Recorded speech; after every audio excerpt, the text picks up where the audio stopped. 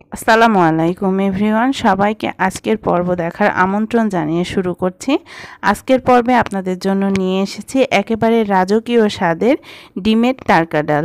এই ডালটা খেতে এতটাই মজার হয় যে একবার খেলে এর স্বাদটা মুখে লেগেই থাকবে। খুব সহজভাবে এটা বানিয়ে নেওয়া যায়, আর এটা আপনারা রুটি, পরোটা, সাদা ভাত, পোলাও যে কোনো কিছুর সাথেই খুব সহজেই পরিবেশন করতে পারবেন। আশা করছি আপনাদের ভালো লাগবে। তারকা ডাল রান্নার জন্য এখানে প্রথমে আমি নিয়েছি হাফ কাপ পরিমাণ মুগ ডাল। মুগ ডালটাকে আমি শুকনো খোলায় খুব ভালোভাবে একটু ভেজে নিয়েছি। আর অবশ্যই এখানে মুগ ডালটাকে একটু ভেজে নেবেন, না হলে এখানে কাঁচা একটা গন্ধ আসবে, ডালটা খেতে ভালো লাগবে না। এখানে আমি হাফ কাপ পরিমাণ মুগের ডাল নিয়েছি, সাথে নিয়েছি হাফ কাপ পরিমাণ মসুরের ডাল।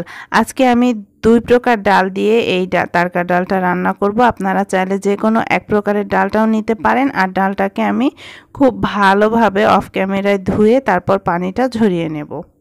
ডালটাকে আমি খুব ভালোভাবে ধুয়ে পানিটা ঝরিয়ে নিয়েছি। এবার সরাসরি একটা পাত্রে নিয়ে নিচ্ছি। এবারে এর মধ্যে দিয়ে দিচ্ছি 2 টেবিল চামচ পরিমাণ পেঁয়াজ কুচি। আমি একটা বড় সাইজের পেঁয়াজ এখানে কুচি করে নিয়েছি। 3-4টার মতো কাঁচামরিচ ফালি করে দিয়ে দিচ্ছি 1 চা চামচ পরিমাণ আদা বাটা, 1 চা চামচ পরিমাণ রসুন বাটা। সাথে দিয়ে দিচ্ছি 1 চা চামচ পরিমাণ জিরার গুঁড়া, দিয়ে দিচ্ছি হাফ চা চামচ পরিমাণ ধনিয়া গুঁড়া, দিয়ে দিচ্ছি হাফ চা চামচ পরিমাণ মরিচের গুঁড়া। ঝালটা যে যেমন খাবেন সেই অনুযায়ী বাড়িয়ে বা কমিয়ে দেবেন। হাফ চা চামচ পরিমাণ হলুদের গুঁড়ো দিয়ে দিলাম। দিয়ে দিচ্ছি বড় সাইজের 2টো টমেটো। এখানে প্রায় 1 কাপ পরিমাণ টমেটো কুচি রয়েছে, আপনারা বাড়িয়ে বা কমিয়ে দিতে পারেন। স্বাদ মতো কিছুটা লবণ দিয়ে দিলাম। এখানে আমি প্রায় 2 চা চামচ পরিমাণ তেল দিয়ে দিচ্ছি। তারপর এটাকে খুব ভালোভাবে নেড়েচেড়ে মিশিয়ে নিচ্ছে। আপনারা চাইলে হাত দিয়েও এই কাজটা করে নিতে পারেন। মেশানো হয়ে গেলে ডালটা সেদ্ধ হওয়ার জন্য এখানে আমি 2 কাপ পরিমাণ পানি দিয়ে দিচ্ছি। পানিটা আপনাদের একটু কম বা বেশি লাগতে পারে, ডাল যে পরিমাণ সেদ্ধ হবে সে অনুযায়ী। এবার ডালটাকে চুলায় বসিয়ে চুলার আঁচটা লো টু মিডিয়ামের মাঝামাঝি রেখে ঢাকনা দিয়ে ঢেকে ডালটাকে খুব ভালোভাবে সেদ্ধ করে নেব। আর মাঝে মাঝে ঢাকনাটা খুলে একটু নাড়াচাড়া করে দিতে হবে। চুলার আঁচটা লো টু মিডিয়ামের মাঝামাঝি রেখে ডালটাকে সেদ্ধ করে নেব। এখানে আমি আগে থেকে 2টো ডিম সেদ্ধ করে এভাবে ছোট ছোট করে কেটে নিয়েছি। এটা আমরা পরবর্তীতে ব্যবহার করব। প্রায় 15-20 মিনিট পর ডালটা সেদ্ধ হয়ে গিয়েছে। ডালটা একেবারে গলিয়ে ফেলা যাবে না, একটু দানা দানা থাকবে। এই অবস্থায় ডালটাকে চুলা থেকে নামিয়ে নিতে হবে। ডালটা পুরোপুরি সেদ্ধ হয়ে গিয়েছে। এবার এটাকে আমি নামিয়ে নিচ্ছি।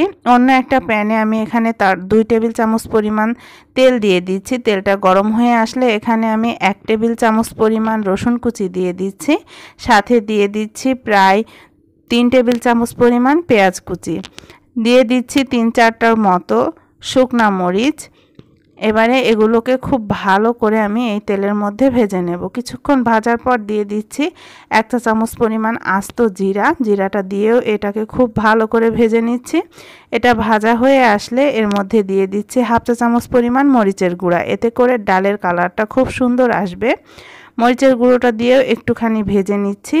এটা যখন খুব ভালোভাবে ভাজা ভাজা হয়ে আসবে সে পর্যায়ে আগে থেকে যে ডিমগুলো আমি কেটে রেখেছিলাম সেগুলো দিয়ে খুব ভালোভাবে ভেজে নিচ্ছি। আর ডিমটা আপনারা আপনাদের পছন্দ মতো সাইজ অনুযায়ী কেটে নেবেন।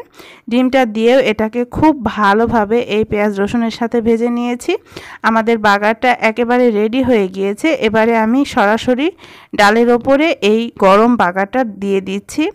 দেওয়া হয়ে গেলে খুব ভালোভাবে নেড়েচেড়ে ডালের সাথে মিশিয়ে নিচ্ছি।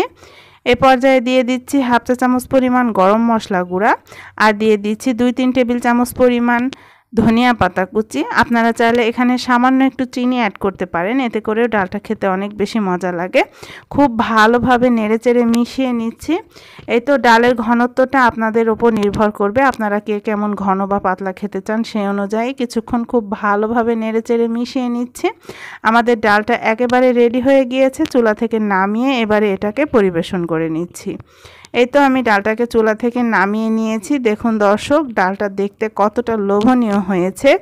এটা আপনারা সাদা ভাত, রুটি, পরোটা, নান, পোলাও যে কোনো কিছুর সাথেই পরিবেশন করতে পারেন। খেতে অসম্ভব মজার হয়। একবার যদি বাসায় এই ডালটা বানান তাহলে বারবার রিকোয়েস্ট আসবে এটা তৈরি করার জন্য। এটা এতটাই মজার হয়। আশা করছি আজকের মজাদার এই ডিম ডাল তারকার রেসিপিটি আপনাদের ভালো লেগেছে। ভালো লাগলে লাইক, কমেন্ট এবং শেয়ার করতে ভুলবেন না।